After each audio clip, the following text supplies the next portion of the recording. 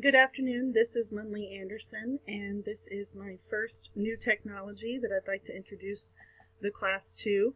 It is called Adobe Spark, and when you search for it, if you just type in adobespark.com, it will come up with it. The address up here is saying spark.adobe.com, but that was after I logged in or created my account. So it is completely free.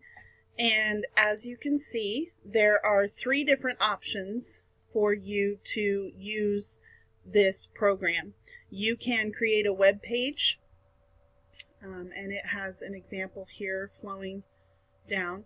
You can create a social graphic, right? An infographic, so to speak, or you can have students or yourself create a video by importing photos with music, and they can narrate in the background. So if you scroll a little farther, you can pick a category down here to see some examples or what you are wanting your students to do. So I chose this because this is really geared towards colleagues, but it's also geared towards students. This has been used in my building last year where teachers had students demonstrate the understanding of a reading story or build their own background knowledge before getting into a story by having them create a video and finding appropriate pictures and then narrating and telling about those pictures. And so it hit several different Common Core standards, such as the reading, the writing, the listening, and the speaking portion, because they had to write out a script and they had to edit the video. They had to make sure that timing was appropriate on the pictures and that their narration followed the pictures. I think this would also be great to have kids create infographics but not have to waste paper and ink by printing them out. This would be a way for them to be able to create that and then share. So 3 very simple activities that you can guide your students through. So if I wanted to create a post, right, I would click here.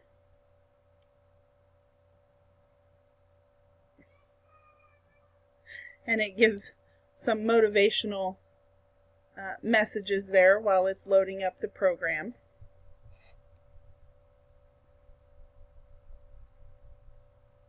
While it's finishing loading, oh, there it goes. So you can tell it where are you going to post this? So if you want it to go to Instagram, if you want it to be a Facebook or a Twitter, if you want it to be poster or a slide, right? They give you some other options, but there's several different options. And I think that's great because that gives the students choice and control. And of course, they're going to have to think about what's most appropriate for my infographic. So let's say we wanted it to be a poster, and we click continue. Again, it's going to give you some motivation. Right? Okay, so up here you can see that you have a design tab, you have a layout tab. So if I click on that, it's going to give you the opportunity to resize if you would like, right? Come down here and scroll. Do you want it to be a banner, right? So it gives you several different options, right? So let's say we wanted it to be a grid, and then it changes here so that the students can see what their final product is potentially going to look like. You can go to the palette, and it has some coordinated color palettes, which is great because sometimes students are not the best at coordinating colors.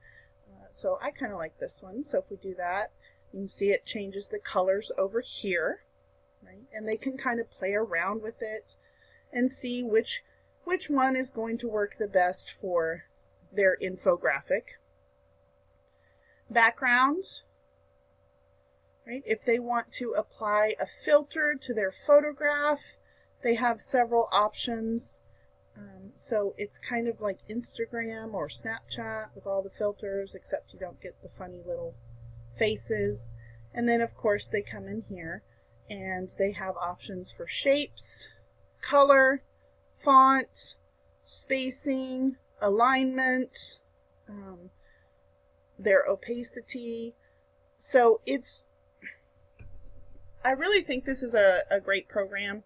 I have not had an opportunity to play with it much, but I believe that it could be used at all levels, even at the kindergarten level, especially if you had them do the infographic. I think you could teach them how to properly place information so that it's prominent. This is a great exercise in teaching upper grades on how to be concise in their writing and getting their message across neatly without all the unnecessary words. So when I was matching these with the ISTE standards, I believe that this matches the ISTE standard for educators 6D. So I'll just click over here. Model and nurture creativity and creative expression to communicate ideas, knowledge, or connections. And definitely Adobe Spark will do that for you because, again, you've got 3 different options that you can offer to the kids. You could create one rubric which could be applied to all 3 of those options. The kids would clearly know what is expected of them, and yet they're still in control of their own learning and their own grade. And for the TPAC standard, I chose TCK1. Candidates design and facilitate diverse learning activities, that incorporate digital tools and resources.